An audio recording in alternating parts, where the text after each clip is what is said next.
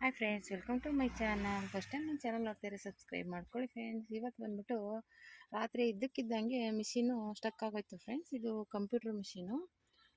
ಏನಕ್ಕಪ್ಪ ಅಂದರೆ ಗೊತ್ತಿಲ್ಲ. ನಾನು ಆಲ್ರೆಡಿ ರನ್ನಿಂಗ್ ಆಗ್ತಾಯಿತ್ತು ನೋಡಿ, ಫುಲ್ಲು ರನ್ನಿಂಗ್ ಆಗ್ತಾಯಿತ್ತು. ಇದ್ದಕ್ಕಿದ್ದಂಗೆ ಸೌಂಡ್ ಬಂತು, ಟಕ್ ಟಕ್ ಟಕ್ ಅಂತ ಸೌಂಡ್ ಬಂತು. ನನಗೆ ಗಾಬರಿಯಾಗಿ ಬಂದು ಆಫ್ ಮಾಡೋ ಅಷ್ಟರಲ್ಲಿ ಅದೇ ನಿಂತೋಯ್ತು. ಅದೇ ಆಫ್ ಆಗೋಯ್ತು, ಸ್ಟಕ್ ಆಗಿ ಸ್ಟಾಪ್ ಆಯಿತು. ನೋಡಿದ್ರೆ ವೀಲ್ ಬಂದ್ಬಿಟ್ಟಿದ್ದು, ಈ ವೀಲ್ ಇದೆಯಲ್ಲ ಹಿಂಗೆ ತಿರುಗ್ತಾನೆ ಇಲ್ಲ. ಹಿಂಗೆ ಫುಲ್ಲು ರನ್ನಿಂಗ್ ಆಗಬೇಕು, ಇದು ಫುಲ್ಲು ರನ್ನಿಂಗ್ ಆಗ್ತಾ ಇಲ್ಲ. ಈ ಕಡೆ ಇಷ್ಟು ಬರುತ್ತೆ, ಈ ಕಡೆ ಇಷ್ಟು ಬರುತ್ತೆ, ಫುಲ್ಲು ರೌಂಡ್ ಹೊಡಿತಾ ಇಲ್ಲ, ಸ್ಟಕ್ ಆಗಿಬಿಟ್ಟಿದೆ. ನನಗೆ ಒಂದೇ ಕ್ಷಣಕ್ಕೆ ಭಯ ಆಗೋಯ್ತು. ಏನಾಯ್ತಪ್ಪ, ಹೆಂಗೋ ಸುಮಾರಾಗಿ ಮೊನ್ನೆ ಬೇರೆ ಏನೋ ರಿಪೇರಿ ಆಗಿತ್ತು, ಹೆಂಗೋ ಅಡ್ಜಸ್ಟ್ ಆಗೈದು ಸರಿ ಹೋಯ್ತು ಅಂದ್ಕೊಂಡ್ರೆ ಮತ್ತೆ ಹಿಂಗಾಗೋಯ್ತು. ಮತ್ತೆ ಅವ್ರಿಗೆ ಫೋನ್ ಮಾಡಿ ಒಂದು ಮೆಸೇಜ್ ಹಾಕಿದೆ. ಅವರು ವೀಡಿಯೋ ಕಾಲಲ್ಲೇ ಕೇಳ್ತಾರೆ. ಕಂಪ್ಯೂಟರ್ ಮಿಷಿನ್ ರಿಪೇರಿ ಮಾಡೋರು ನಮಗೆ ಆಲ್ರೆಡಿ ಕಾಂಟ್ಯಾಕ್ಟಲ್ಲಿ ಇರ್ತಾರೆ.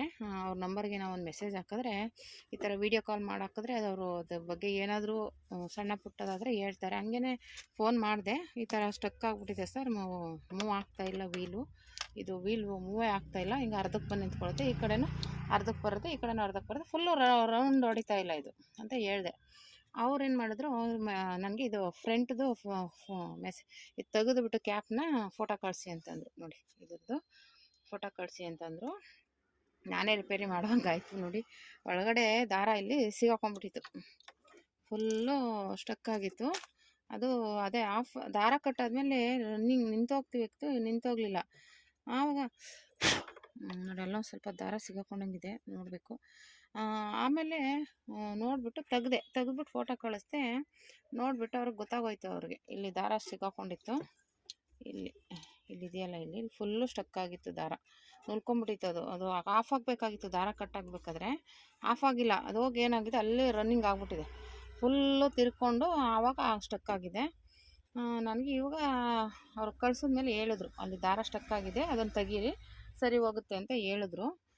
ನಾನು ತೆಗೆದೆ, ಈಗ ಅದನ್ನೇ ಮಾಡಿದೆ. ವೀಡಿಯೋ ಮಾಡ್ಕೊಳ್ಳೋಕೆ ನೆನಪೇ ಬರಲಿಲ್ಲ ನನಗೆ. ಅದನ್ನ ಟ್ರಿಮ್ಮರೆಲ್ಲ ಕಟ್ ಮಾಡಿ ನೋಡಿ, ಒಳಗಡೆ ಎಲ್ಲ ಅಲ್ಲೆಲ್ಲ ಸಿಗಾಕೊಂಡಿದೆ. ಸ್ವಲ್ಪ ಹಂಗೇ ಅದನ್ನು ಸ್ವಲ್ಪ ಕ್ಲೀನ್ ಮಾಡ್ಕೋಬೇಕು. ಈ ಥರ ಇದು ಒಳಗಡೆ ಎಲ್ಲ ಇದೆ. ಇದು ಇನ್ನೇನು ತೆಗಿಯೋಕ್ಕಾಗಲ್ಲ, ಇದೊಂದು ಕ್ಯಾಪ್ ಮಾತ್ರ ತೆಗಿಬೋದು ಅಷ್ಟೇ. ಈಗಿತ್ತಲ್ಲ, ಈಗ ರೆಡಿ ಮಾಡಿದೆ ನಾನು.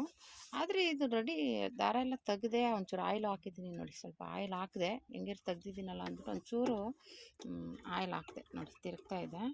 ನಾವು ಮಾಮೂಲಿ ಮಿಷಿನ್ ಥರನೇ ಇರುತ್ತೆ, ಆದರೆ ಆಯಿಲ್ ಇದಕ್ಕೆ ಜಾಸ್ತಿ ಹಾಕಲ್ಲ. ಯಾಕಂದರೆ ಎಂಬ್ರಾಯ್ಡಿಂಗ್ ಮಾಡ್ತೀವಲ್ಲ, ಆಯಿಲೆಲ್ಲ ಅಲ್ಲಿ ಸೋರುತ್ತೆ, ಕಲ್ಲರ್ ಆಗಿಬಿಡುತ್ತೆ. ರೇಷ್ಮೆ ಸೀರೆಗಳಿಗೆಲ್ಲ ಹಾಕ್ತೀವಲ್ಲ, ಹಂಗೆ ಆಗಬಾರ್ದು ಅಂದ್ಬಿಟ್ಟಿದ್ದೆ. ನಾವೇನು ಮಾಡ್ತೀವಿ, ಆಯಿಲ್ ಹಾಕಲ್ಲ. ಇಲ್ಲಿ ಮಾತ್ರ, ಇಲ್ಲಿ ನಾನು ಆಲ್ರೆಡಿ ಆಯಿಲ್ ಬಗ್ಗೆ ಹೇಳಿದ್ನಲ್ಲ, ಇಲ್ಲಿ ಮಾತ್ರ ಒಂದು ಡ್ರಾಪ್ ಹಾಕ್ತೀವಿ. ಇಲ್ಲಿದೆಯಲ್ಲ, ಈ ಟೆನ್ಷನ್ಗೆ ಮಾತ್ರ ಒಂದೇ ಒಂದು ಡ್ರಾಪ್ ಹಾಕೋದು ಅಷ್ಟೇ, ಇನ್ನೇನು ಹಾಕಲ್ಲ. ಇನ್ನು ಇಲ್ಲೆಲ್ಲೂ ಆಯಿಲ್ ಹಾಕಲ್ಲ ನಾವು. ಇದೊಂದಕ್ಕೆ ಮಾತ್ರ ನಾನು ಯಾವಾಗಲೂ ಒಂದು ಸಲ ಬಿಚ್ಚಿದಾಗ ಹಾಕ್ತೀನಿ, ಜಾಸ್ತಿ ಹಾಕಲ್ಲ. ಇವತ್ತು ಅವರೇ ಹೇಳಿದ್ದಕ್ಕೆ ನಾನೇ ರಿಪೇರಿ ಮಾಡ್ಕೋಬೇಕಾಯ್ತು. ಇವಾಗ ಸದ್ಯ ತಿರ್ಗಾ ಸ್ಟಕ್ಕಾಗಿ ಹೋಗಿತ್ತು ಇದು. ಅದು ತೆಗೆದ್ರೂ ತಿರುಗ್ತಾ ಇಲ್ಲ, ಭಯ ಆಗೋಯ್ತು ನನಗೆ. ಮತ್ತೆ ಏನು ಮಾಡಿದೆ, ಫೋನ್ ಮಾಡೋಣ ಅಂತ ತಗೊಂಡು ಸುಮ್ಮನೆ ಹಿಂಗೆ ತಿರುಗಿಸ್ದೆ, ರೌಂಡ್ ಹೊಡೀತು. ಇದು ರೌಂಡ್ ಆಗ್ತು, ಆಗ ಸಮಾಧಾನ ಆಯಿತು. ಯಪ್ಪ, ತಿರ್ಗಾ ಇದೇನೋ ರಿಪೇರಿಗೆ ಬಂದಿದ್ರೆ ಮಿನಿಮಮ್ ಒಂದು 2-2.5 ಸಾವಿರ ರೂಪಾಯಿ ಅಂತ ಆಗುತ್ತೆ ಫ್ರೆಂಡ್ಸ್. ನಾನು ಆಲ್ರೆಡಿ ಒಂದು ಸಲ ಮಾಡಿಸಿದ್ದೆ, ಆವಾಗ 2,500 ಆಗಿತ್ತು. ಹಂಗಾಗಿ ಸದ್ಯ ನನಗೇನಂದರೆ, ಇಲ್ಲೇ ಫೋನಲ್ಲೇ ವೀಡಿಯೋ ಕಾಲಲ್ಲೇ ಹೇಳಿ ರೆಡಿ ಮಾಡಿಕೊಟ್ರಲ್ಲ ಅನ್ನೋದೇ ಒಂದು ಖುಷಿ. ಬಂದರೆ ಅವ್ರ ಚಾರ್ಜು ಮತ್ತು ಇಲ್ಲಿ ಏನಾದ್ರು ಪಾರ್ಟ್ಸ್ ಹೋಗಿದ್ರೆ ಅದ್ರ ಚಾರ್ಜು ಎಲ್ಲ ಕೊಡಬೇಕು ನಾವು. ಹಾಗೆ ಇದ್ರದ್ದು ತಗೊಳ್ಳೋದು ದೊಡ್ಡದಲ್ಲ, ಇದನ್ನು ಮೇಂಟೈನ್ ಮಾಡೋದು ತುಂಬ ತುಂಬ ತುಂಬ ಕಷ್ಟ ಇದೆ. ನನಗೆ ತಗೋಬೇಕಾದ್ರೆ ಏನು ಅನಿಸಿಲ್ಲ, ತಗೋಬಿಟ್ಟೆ. ಈಗ ಇದನ್ನು ಯೂಸ್ ಮಾಡ್ತಾ ಮಾಡ್ತಾ ಒಂದೊಂದು ಖರ್ಚು, ಇವಾಗ ದಾರಗಳು, ಸೂಜಿ ಎಲ್ಲ ರೇಟ್ ಜಾಸ್ತಿ ಮಾಡಿಬಿಟ್ಟಿದ್ದಾರೆ. ಸಿಕ್ಕಾಬಟ್ಟೆ ರೇಟ್ ಜಾಸ್ತಿ ಆಗಿಬಿಟ್ಟಿದೆ. ಏನಿದ್ರು ಇದು ರನ್ನಿಂಗಲ್ಲಿದ್ದರೆ ಹೊರ್ತು, ರನ್ನಿಂಗ್ ಇಲ್ಲ ಸುಮ್ಮನೆ ತೊಗೊಂಡು ಇಟ್ಕೋತೀವಿ ಅಂದರೆ ಮಾತ್ರ ವೇಸ್ಟು. ನನಗಂತೂ ಇವಾಗ ಇದ್ರ ರೇಟ್ಗಳು, ಅದು ಒಂದೊಂದು ಪಾರ್ಟ್ಗೂ ರೇಟ್ಗಳನ್ನ ಸುಮ್ಮನೆ ಇದನ್ನು ಕೇಳಿದೆ ಫ್ರೆಂಡ್ಸ್. ಇದು ಸ್ವಲ್ಪ ದಾರ ಸಿಗೋಕೋತಾ ಇತ್ತು, ಅಂದರೆ ಇದು ಇದು ಬಂದ್ಬಿಟ್ಟು ಕೇಸು ಸ್ವಲ್ಪ ಲೂಸು ಟೈಟ್ ಬರ್ತಾಯಿತ್ತು. ನಾನು ಆಮೇಲೆ ಲೂಸ್ ಮಾಡಿದೆ, ಅವರು ಒಂದು ಸಲ ಹೇಳ್ಕೊಟ್ಟಿದ್ರು, ಈಗ ಲೂಸ್ ಮಾಡ್ಕೊಳ್ಳಿ ಅಂತ ಹೇಳಿದರು. ಲೂಸ್ ಮಾಡಿದೆ, ಇವಾಗ ಸರಿಯಾಗಿ ಬರ್ತಾಯಿದೆ, ಪ್ರಾಬ್ಲಮ್ ಏನಿಲ್ಲ. ಇದನ್ನ ಎಷ್ಟು ಕೇಳು ನೋಡೋಣ ಅಂತ ಸುಮ್ಮನೆ ಕೇಳಿದ್ದಕ್ಕೆ ಇದು 12,000 ರೂಪಾಯಿ ಅಂತ. ಇದು ಈ ಕೇಸಿಗೆ ಬಂದ್ಬಿಟ್ಟು 12,000 ಅಂತೆ. ಇನ್ನೇನು ಫ್ರೆಂಡ್ಸ್, ನಾವು ತಗೊಂಡು ಇದರಲ್ಲಿ ಬಂಡವಾಳ ತೆಗಿ ಏನಾರು ರಿಪೇರಿಗೆ ಬಂತು ಅಂದರೆ 12,000 ಇದಕ್ಕೆ ಹಾಕ್ಬಿಟ್ಟು ನಾವು ಎಲ್ಲಿ ಆ ದುಡ್ಡನ್ನ ಎತ್ತೋದು ಹೇಳಿ? 12,000 ಇದು. ಈ ಫ್ರೇಮ್ ಬಂದು 16,000. ಈ ಫ್ರೇಮು ಆಲ್ರೆಡಿ ನಾನೊಂದು ತರಿಸ್ದೆ, ಒಂದು ಹೋಗ್ಬಿಟ್ಟಿತ್ತು. ಇದು 16,000 ರೂಪಾಯಿ ಈ ಫ್ರೇಮ್. ಎಲ್ಲಿಂದ ತರೋದು? ಇದಕ್ಕೆ ಬಂಡವಾಳ ಹಾಕ್ತೀವಿ ಅಂದರೆ, ಕೆಲಸ ಚೆನ್ನಾಗಿ ರನ್ನಿಂಗ್ ಮಾಡಿ ನೋಡ್ಕೋತೀವಿ ಅಂದರೆ ತಗೋಬೇಕು. ಇಲ್ಲ ಅಂದರೂ ತುಂಬ ಕಷ್ಟ ಇದೆ ನಿಜವಾಗ್ಲೂ. ಮಾಮೂಲಿ ಎಂಬ್ರಾಯ್ಡಿಂಗ್ ಮಿಷಿನಲ್ಲಿ ಬರೀ 10,000 ರೂಪಾಯಿ ಒಳಗೆ ಸಿಗುತ್ತೆ ಮಿಷಿನು. 10,000ನೂ ಇಲ್ಲ, ಇನ್ನೂ ಕಡಿಮೆಗೆ ಸಿಗುತ್ತೆ. ತಗೊಂಡು ನಾವು ಆರಾಮಾಗಿ ಎಂಬ್ರಾಯ್ಡಿಂಗ್ ಮಾಡಿಕೊಂಡು ಮಾಡ್ಬೋದು. ಇದರಲ್ಲೂ ಇದೇ ಇನ್ಕಮ್, ಇಲ್ಲ ಅಂತ ಹೇಳೋಕ್ಕಾಗಲ್ಲ. ಆದರೆ ಇದಕ್ಕೆ ತಕ್ಕನಾಗೆ ಡೈಲಿ ಒಂದು 5-6 ಬ್ಲೌಸ್ ಮಾಡೋ ಥರ ಇರಬೇಕು. ಡೈಲಿ ರನ್ನಿಂಗ್ ಇರಬೇಕು ಮಿಷಿನು, ಆಫೇ ಆಗಬಾರ್ದು. ಆ ಥರ ಇದ್ರೇ ಇದರಲ್ಲಿ ಬಂಡವಾಳ ಎತ್ತಕ್ಕಾಗೋದು. ಇಲ್ಲ ಅಂದರೆ ಮಾತ್ರ ಖರ್ಚುಗಳು ಹಂಗೆ ಬರುತ್ತೆ. ರನ್ನಿಂಗ್ ಆದಷ್ಟು ಖರ್ಚು ಬರುತ್ತೆ. ಒಂದೊಂದು ರಿಪೇರಿ, ಈ ಸೂಜಿ ಬಂದ್ಬಿಟ್ಟು ಇವಾಗ 5 ಸೂಜಿಗೆ 100 ರೂಪಾಯಿ. ಸೂಜಿ 5 ಸೂಜಿಗೆ 100 ರೂಪಾಯಿ. ಬರೀ ಒಂದು ಇದಕ್ಕೇನೆ ಕ್ಲಿಪ್ಗೆ 500 ರೂಪಾಯಿ ಹೇಳ್ತಾರೆ. ಅಯ್ಯಪ್ಪ, ಅದಂತೂ ನಾನು ತರಿಸೇ ಇಲ್ಲ ಬಿಡಿ. ಹೊಸ ಇದು 500 ರೂಪಾಯಿ ಕ್ಲಿಪ್ಪು ನೋಡಿ. ಇದು ಟೈಟ್ ಆಗೋಕ್ಕೆ ನಾನು ಹಾಕೋದೇ ಇಲ್ಲ ಇವಾಗ ಬಿಡಿ. ನಾನು ಟೈಟಾಗಿ ಅದನ್ನೇ ಹಾಕ್ಬಿಡ್ತೀನಿ, ಇದೇನು ಹಾಕೋದೇ ಇಲ್ಲ. ಇದು 500 ರೂಪಾಯಿ ಕ್ಲಿಪ್ಪು. ಈಗಿನ ಜಾಸ್ತಿ ಆಗಿರಬೇಕು ಅನ್ಕೋತೀನಿ. ಅವಾಗ ನಾನು ಕೇಳಿದ್ದಕ್ಕೆ 500 ರೂಪಾಯಿ ಹೇಳಿದ್ರು. ಇನ್ನೇನು ತಗೊಳ್ಳೋದು ಫ್ರೆಂಡ್ಸ್, ಎಷ್ಟು ಕಾಸ್ಟ್ಲಿ ಇದೆ. ಅಯ್ಯಪ್ಪ, ನನಗಂತೂ ತಲೆನೇ ತಿರುಗುತ್ತೆ ಇವಾಗ ಇದ್ರದಕ್ಕೆ ನೋಡಿದ್ರೆ. ತಗೊಬಿಟ್ಟಿದ್ದೀನಿ. ಆದರೆ ನೀವು ಇದನ್ನು ಮಾರೋಕ್ಕೂ ಹೋಗಲ್ಲ. ಮಾರಿದ್ರೆ ಅರ್ಧನೂ ತಗೊಳ್ಳಲ್ಲ. ಒಂದು 10,000-20,000 ರೂಪಾಯಿ ತಗೋತಾರೆ. ನಾನು ಆಲ್ರೆಡಿ ರಿಪೇರಿ ಮಾಡೋರಿಗೆ ಬಂದವ್ರಿಗೆ ಕೇಳಿದ್ದಕ್ಕೆ ಏನು ಹೇಳಿದ್ರು ಗೊತ್ತಾ?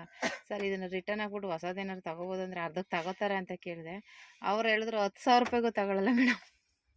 10,000ಕ್ಕೂ ಬೆಲೆ ಬಾಳಲ್ಲ. 3 ಲಕ್ಷದ ಮಿಷಿನು 10,000 ರೂಪಾಯಿಗೂ ಬೆಲೆ ಬಾಳಲ್ಲ ಅಂದರೆ ಏನು ಅರ್ಥ ಹೇಳಿ ಅಲ್ವಾ? ಹಂಗಾಗಿ ಯಾರಾದರೂ ತಗೋಬೇಕು ಅನ್ನೋರು ಯೋಚನೆ ಮಾಡಿ, ಒಂದು ಸಲ ಅಲ್ಲ 10 ಸಲ ಯೋಚನೆ ಮಾಡಿ. ಟೈಲರಿಂಗ್ ಜೊತೆಗೆ ಬೇರೆ ಮಾಮೂಲಿ ಎಂಬ್ರಾಯ್ಡಿಂಗ್ ಕಲ್ತ್ಕೊಳ್ಳಿ, ಅದು ಪರವಾಗಿಲ್ಲ. ಇಲ್ಲಿ ಹ್ಯಾಂಡ್ ವರ್ಕ್ ಕಲ್ತ್ಕೊಳ್ಳಿ. ಇದು ತಗೊಳ್ಳಿ. ನಿಮಗೆ ಕೆಲಸ ರನ್ನಿಂಗ್ ಇರಬೇಕು. ಕೆಲಸ ನಿಮಗೆ ಡೈಲಿ ಒಂದು 5-6 ಬ್ಲೌಸ್ ರನ್ನಿಂಗ್ ಇರಬೇಕು. ಸ್ಟಾಪ್ ಆಗ್ದೇ ಇರುತ್ತೆ ವರ್ಕು ಅನ್ನೋದಾದರೆ ತಗೊಳ್ಳಿ. ಆಮೇಲೆ ಹಂಗೆ ನೋಡ್ಕೋಬೇಕು, ಮಾಡಬೇಕು. ಒಬ್ರ ಹತ್ರ ಇರಲೇಬೇಕು. ಆ ಕಡೆ ಈ ಕಡೆ ನಾವು ಇವಾಗ ಸ್ಟಿಚಿಂಗ್ ಮಾಡ್ತಾ ಓಡ್ತಾ ಐತೆ ಅಂತ ಸುಮ್ಮನಿದ್ರೆ ಅದು ಹೋಯ್ತು. ಒಂದೊಂದ್ಸಲ ಹಂಗೆ ದಾರ ಕಟ್ಟಾಗೋದು. ಈಗ ಹಂಗೆ ಆಗಿರೋದು ನೋಡಿ. ನಾನು ಕೆಲಸ ಮಾಡ್ತಿದ್ದೆ, ಅದು ನೋಡಿದ್ರೆ ಹಿಂಗೆ ಸ್ಟಕ್ ಆಗಿ ಇವಾಗ ಒಂದು ಕೆಲಸ ಸದ್ಯ ರೆಡಿ ಆಯ್ತಲ್ಲ ಅನ್ನೋದೇ ಒಂದು ಖುಷಿ.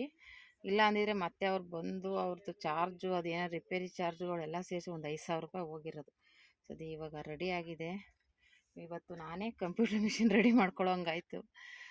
ನೀವೇನಾದರೂ ತಗೋಬೇಕು ಅಂತಿದ್ರೆ ಒಂದು 10 ಸಲ ಯೋಚನೆ ಮಾಡಿ ತಗೊಳ್ಳಿ. ನೋಡಿ, ನಿಮಗೆ ಅದರಲ್ಲಿ ಲಾಭ ಇವಾಗ ಬರದಾದ್ರೂ ಪರವಾಗಿಲ್ಲ, ನಿಧಾನಕ್ಕೆ ಬಂದರೂ ಪರವಾಗಿಲ್ಲ. ಒಂದು ಸಲ ತಗೊಂಡ್ರೆ ಮುಗೀತದು. ಇವಾಗ ಅದ್ರಲ್ಲಿ ಲಾಭ ಬರುತ್ತಾ ಇಲ್ವೋ ಗೊತ್ತಿಲ್ಲ. ಖರ್ಚುಗಳು ಜಾಸ್ತಿ ಬರುತ್ತೆ. ಯಾಕಂದರೆ ಒಂದೊಂದು ಸಲ ರನ್ನಿಂಗ್ ಆಗ್ತಾ ರಿಪೇರಿ ಹಿಂಗೆ ಬರ್ತಾ ಇರುತ್ತೆ ಒಂದೊಂದು. ಅವಾಗ ಏನೂ ಮಾಡೋಕ್ಕಾಗಲ್ಲ. ತುಂಬ ಕಷ್ಟ ಇದೆ ಒಟ್ಟಿನಲ್ಲಿ. ಎಲ್ಲ ಮ್ಯಾನೇಜ್ ಮಾಡ್ತೀವಿ ಅನ್ನೋರು ತೊಗೋಬೋದು. ಇಲ್ಲ ಅಂದರೆ ತುಂಬ ಕಷ್ಟ ಇದೆ. ಇವತ್ತು ನಾನೇ ರಿಪೇರಿ ಮಾಡೋಂಗಾಯ್ತು ಕಂಪ್ಯೂಟರ್ ಮಿಷಿನ್. ಸದ್ಯ ಅವ್ರನ್ನೇ ಕರೆಸಿ ಏನು ಮಾಡೋದು ಅಂತ ಯೋಚನೆ ಮಾಡ್ತಿದ್ದೆ. ಸದ್ಯ ರೆಡಿಯಾಗಿದೆ. ರಾತ್ರಿಯಿಂದ ತಲೆ ಕೆಟ್ಟೋಗಿತ್ತು. ಏನಪ್ಪ ಮಾಡೋದು, ಇನ್ನು ರಿಪೇರಿಗೆ ಎಷ್ಟು ದುಡ್ಡು ಖರ್ಚಾಗುತ್ತೋ ಏನು ಅಂತ ಮೈಂಡ್ ಅಪ್ಸೆಟ್ ಆಗಿ ಆಲ್ರೆಡಿ ಒಂದು ಬ್ಲೌಸ್ ಬೇರೆಯವ್ರಿಗೆ ವರ್ಕ್ ಕೊಟ್ಟಿದ್ದೀನಿ, ಮದುವೆ ಬ್ಲೌಸು. ಇವಾಗ ಮತ್ತೆ ಇನ್ನೊಂದು ಬ್ಲೌಸು ಕೊಟ್ಬಿಡೋಣ ಅಂತ ಅನ್ಕೋತಾ ಇದೆ. ಸದ್ಯ ಇವಾಗ ರೆಡಿ ಆಗಿದೆ. ಇವಾಗ ಹಾಕ್ತೀನಿ. 2 ಬುಟೀಸ್ ಹಾಕಬೇಕು. ಇದು ಮ್ಯಾಂಗೋ ಡಿಸೈನು ಒಂದು ಸ್ಲೀವ್ಸ್ಗೆ ಹಾಕಿದ್ದೀನಿ ನೋಡಿ, ಅರ್ಧಂಬರ್ಧಂ ಆಗಿದೆ. ಇವಾಗ ಇದು ಹಾಕ್ಬಿಟ್ಟು ಕಂಪ್ಲೀಟ್ ಮಾಡಿ ಇನ್ನೊಂದು ಹಾಕ್ಬಿಟ್ರೆ ಆಮೇಲೆ ಇನ್ನು ಆ ಬ್ಲೌಸ್ ಹಾಕೋಕ್ಕೆ ರೆಡಿ ಆಗುತ್ತೆ. ಹೀಗಾಗಿದೆ. ನೀವೇನಾದ್ರು ತೊಗೋಬೇಕಂದ್ರೆ ಯೋಚನೆ ಮಾಡಿ friends. Thank you for watching friends.